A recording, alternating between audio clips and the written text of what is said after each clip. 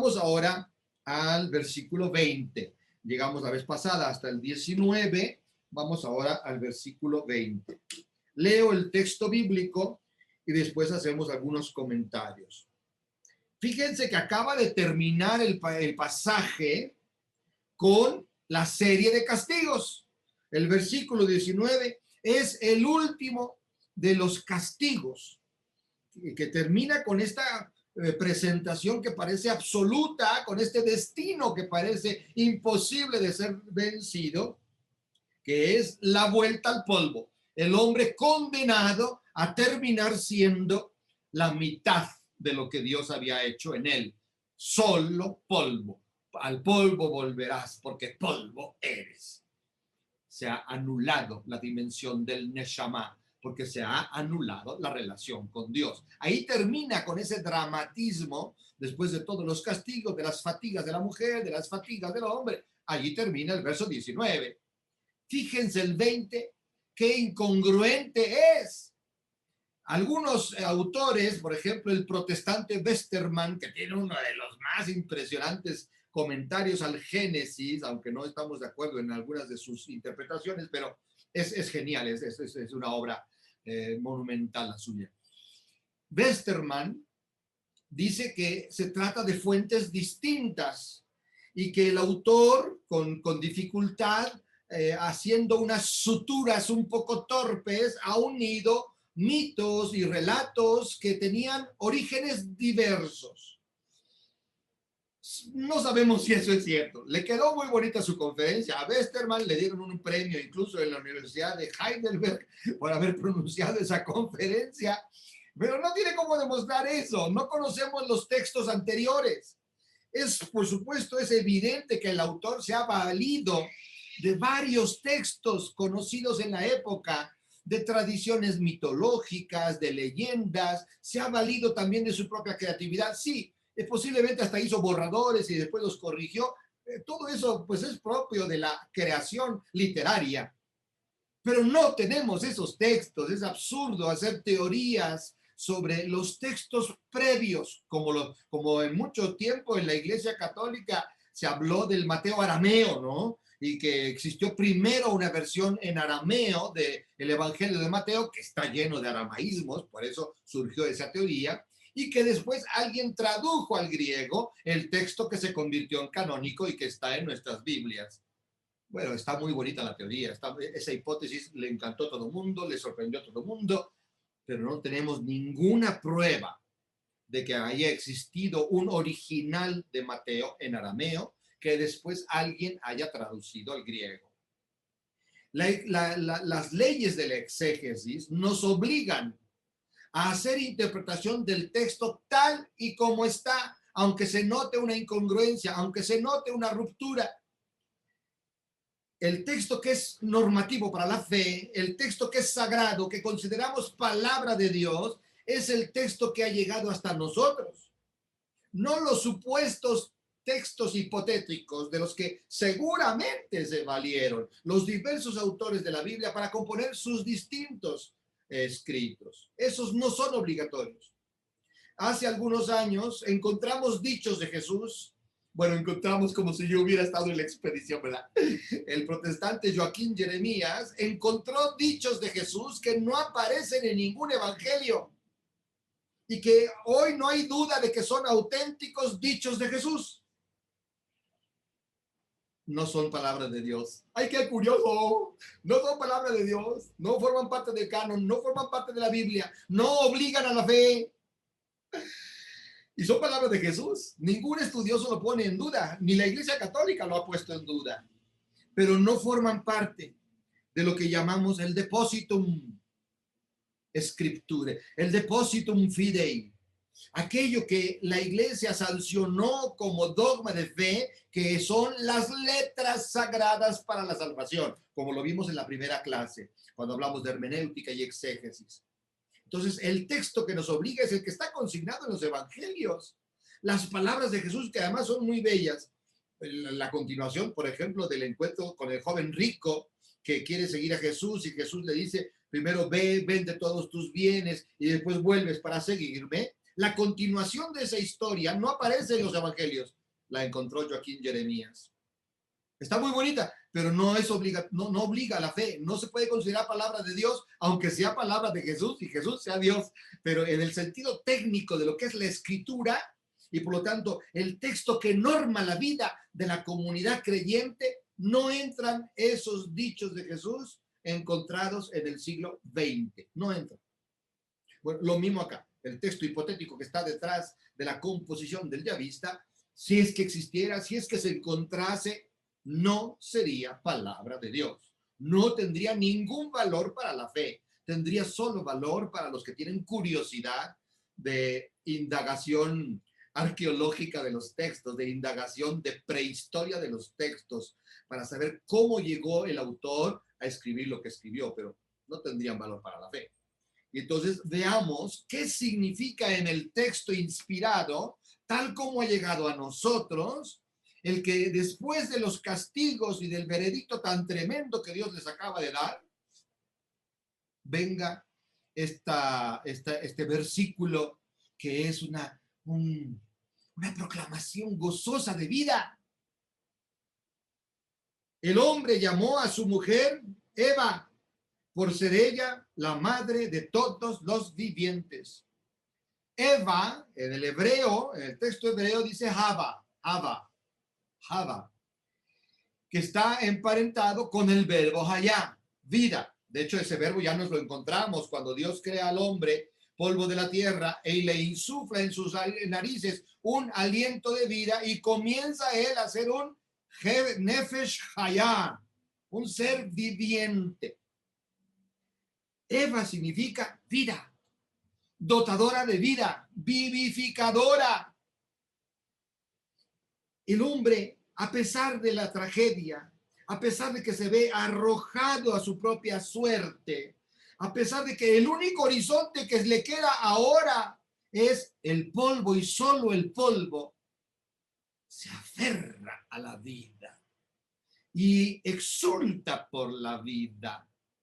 Si bien es cierto que quizás esa vida ya no sea la vida que Dios le había dado, porque el árbol de la vida va a quedar vedado, lo veremos ahora, cuando sean expulsados del paraíso y Dios ponga la llama de la espada zigzagueante en la puerta y dos querubines para impedir la entrada del hombre al jardín y que no vaya a echar mano también del árbol de la vida. Esa la perdió. Pero esta, por la cual el hombre exulta, la conserva.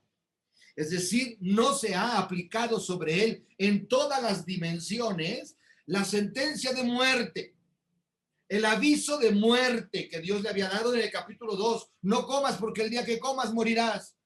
Bueno, sí, hay una muerte que es la más trágica, que es la que le impide acceder al árbol de la vida que está en el centro del jardín y que es lo que nosotros podríamos llamar vida eterna o vida en Dios. Esa la ha perdido. Pero esta otra, pequeña, raquítica, temporalita ella, polvorienta, digámosle así, con el sentido de polvo que le da el yavista, ¿no? Esta frágil vida nuestra, que es la única de la que hacemos experiencia, el yavista no conoce otra. De hecho, el yavista no conoce realmente otra porque ellos no creen en la resurrección todavía.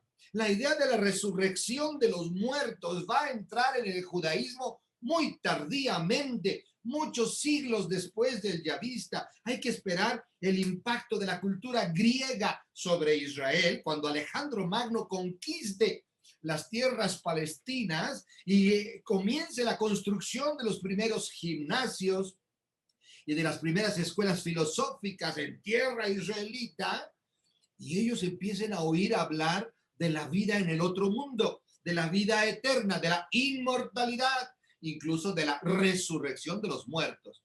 Pero hay que esperar prácticamente a los últimos escritos del Antiguo Testamento, hay que esperar a los libros de los Macabeos para que entre la idea de la resurrección. El libro de la sabiduría, que es el último libro del Antiguo Testamento, compuesto ya casi tocando las puertas del Nuevo Testamento en el año 50 a.C., habla claramente de la resurrección de los justos. Pero en la época del Yavista, del año 850, 950 antes de Cristo, ni por aquí les pasa que el hombre después de esta vida tenga otra. Y eso el autor lo considera lo más trágico que hay. Y es como un juego irónico el que hace aquí el Yavista. Hemos perdido la única vida que importaba, que era la vida en Dios. Y ahora tenemos esta. Y le damos tanto valor a esta, como hacían todos los hombres de esa época. Le daban tanto valor a la única vida que los hombres conocemos. La vida humana intrahistórica, la vida en las coordenadas del aquí y del ahora, que es tan frágil como una enfermedad que te pesque, que es tan frágil como una carreta que te pase encima, que es tan frágil como una batalla en la que se muera la mitad de la población. Es tan frágil como eso. Y sin embargo el hombre, a pesar de la tragedia que acaba de vivir, a pesar de las profundas rupturas que acaba de experimentar, se aferra a la vida, cree en la vida. Y casi que es el yavista, casi que es el yavista, prestándole esa fe a Adán. Aún así, esta pobre, raquítica y miserable vida puede tener potencialidades que no se han revelado todavía. Potencialidades de salvación. Porque acaba de decir, cuando Dios maldice a la serpiente, un día, un descendiente de esta que aplastará la cabeza. Quiere decir que algo va a pasar en esta pobre vida nuestra, que es la única de la que hacemos experiencia. No hacemos experiencia de la otra. Los que hacen experiencia de la otra no están acá. No sabemos que sea la otra vida, no sabemos nada de eso. El yavista es profundamente realista. La única experiencia de vida que tenemos es la vida del hombre empecatado. Esta vida fatigosa, esta vida de dolores, esta vida de rivalidades, es la única vida de la que tenemos experiencia. Pero ¿acaso que esta vida no ha sido precisamente el espacio en el cual nuestro padre Abraham se encontró con Dios?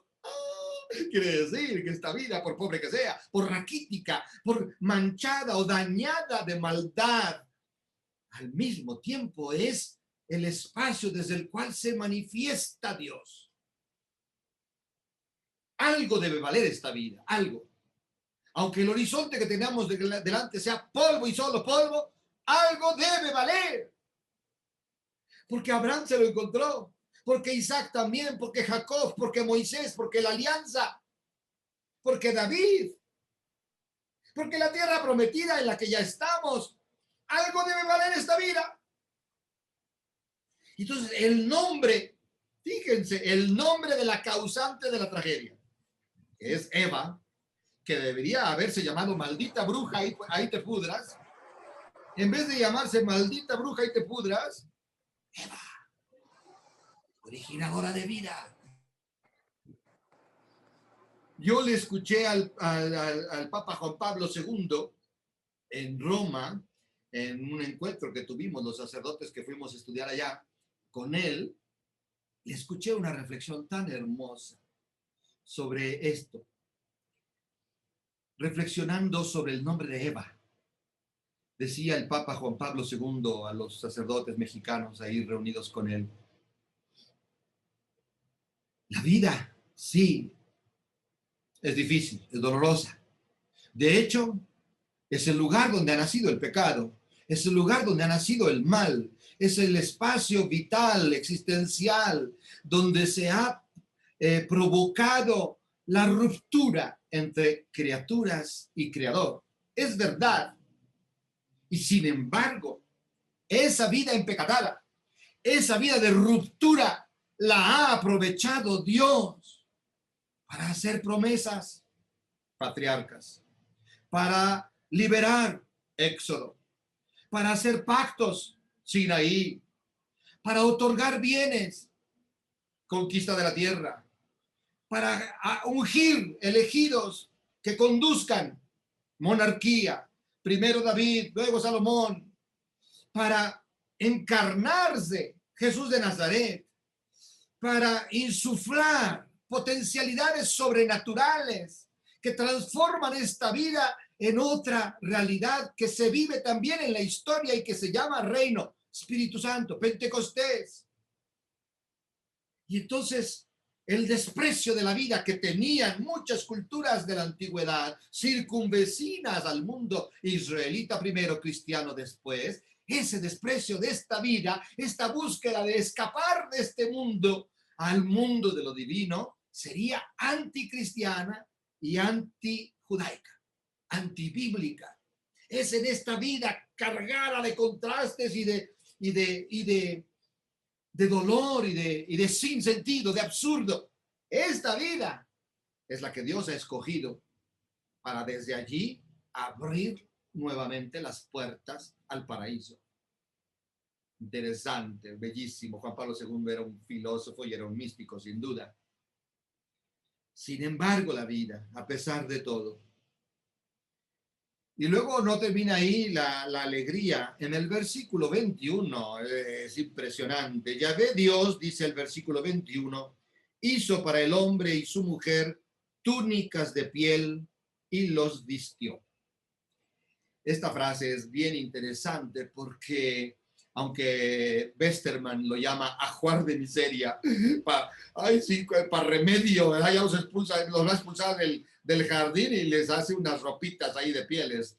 Ajuar de miseria le llama Westermann a lo que Dios les da.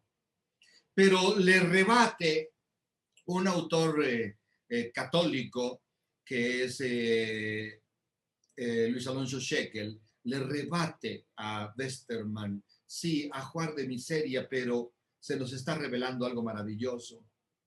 La expulsión del paraíso significa que el hombre conserva a Dios. Dios ha perdido al hombre, ha perdido la obediencia del hombre, la dependencia del hombre, el reconocimiento del hombre de su creador. Dios sí pierde con el pecado, pero el hombre no pierde a Dios. Dios empieza ahora a manifestarse no solo como creador, sino como conservador, como acompañante, como preocupado por la aventura que sigue, por la suerte que le espera a la criatura rebelde. Bellísimo, no les impone que vivan desnudos el uno ante el otro, sino que él mismo vela su desnudez. La acción de Dios acompaña al hombre. Dios asume al hombre como es. Y este hombre que Dios asume es el hombre que ha roto con él. Si quisiéramos hacer una aplicación inmediata de solo el versículo 21 a nuestra vida, tendríamos que pensar cada uno de nosotros en alguien, y yo deseo que todos ustedes tengan alguien que los haya lastimado. Si no lo tienen, búsquenlo, vayan a ver a su suegra una tarde, hagan algo para que alguien los lastime. La experiencia de ser lastimado, traicionado por alguien, nos abre posibilidades inéditas de vivencia de la gracia, de vivencia de esta dimensión espiritual que quedó dañada, pero no destruida del todo, porque implica la posibilidad de abrazar al otro, es decir, de aceptarlo, de acogerlo como es, no como yo quisiera que fuera, no como a mí me viene bien, como a mí me acomoda que sea. Porque cuando yo amo a alguien porque me agrada, porque me congratula, porque me reporta beneficios, porque de alguna manera su vida enriquece la mía, habría que poner entre comillas, entre paréntesis, entre guiones y entre asteriscos, eso de que la amo. ¿Qué amo del otro? Si todo lo que tengo allí es puro beneficio para mí. Alguien que me quiere, que me cuida, que me protege, que me acepta, que me. Pero cuando alguien me lastima, me da la privilegiada oportunidad de vivir una dimensión del amor que supera el polvo, que supera la carne. El amor gratuito, el amor no merecido, que es el amor divino. El que Dios empiece ahora un nuevo camino con el hombre, a quien ahora tiene que vestir porque el hombre ha roto su estatus original. Y en su estatus actual, la desnudez es un problema, que no lo era antes, así terminó el capítulo 2. Ahora lo es. Bueno, este es el nuevo hombre que hay. Y Dios se adapta al nuevo hombre que hay. No está añorando, ay, pero ¿por qué se me echó a perder mi primera criatura? Voy a hacer otra, a ver si esta sí me cumple. No, no, no, no. Dios acoge al hombre con su caída y empieza un camino que siempre será de respeto a la libertad. Por eso todo ha terminado como ha terminado, porque Dios se ha autoimpuesto a sí mismo el límite que nunca va a violar de la libertad humana. Pero este vestirlos con pieles es un gesto de una ternura y de una manifestación que promete futuro.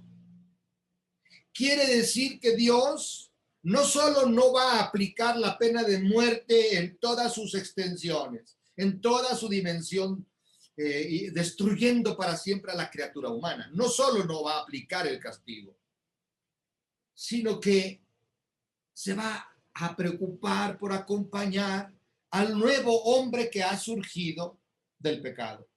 No es el hombre que él ha creado, no lo es del todo.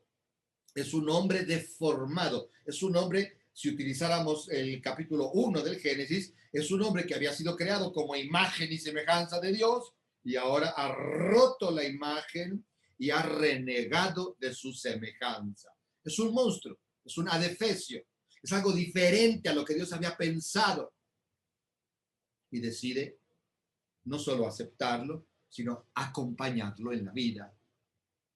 De hecho, para la historia que sigue, lo que nos va a ir contando el yavista y después el eloísta y después el sacerdotal, parece que el paraíso se quedó desierto, parece que Dios se salió junto con ellos, se fue con ellos a caminar por la historia. Versículo 22. Y dijo Yahvé Dios, he aquí que el hombre ha venido a ser como uno de nosotros en cuanto a conocer el bien y el mal. Ahora pues, cuidado, no alargue su mano y tome también del árbol de la vida y comiendo de él viva para siempre. Y le echó Yahvé Dios del jardín de Edén para que labrase el suelo de donde había sido tomado. Y habiendo expulsado al hombre, puso delante del jardín de Edén querubines y la llama de espada vibrante para guardar el camino del árbol de la vida.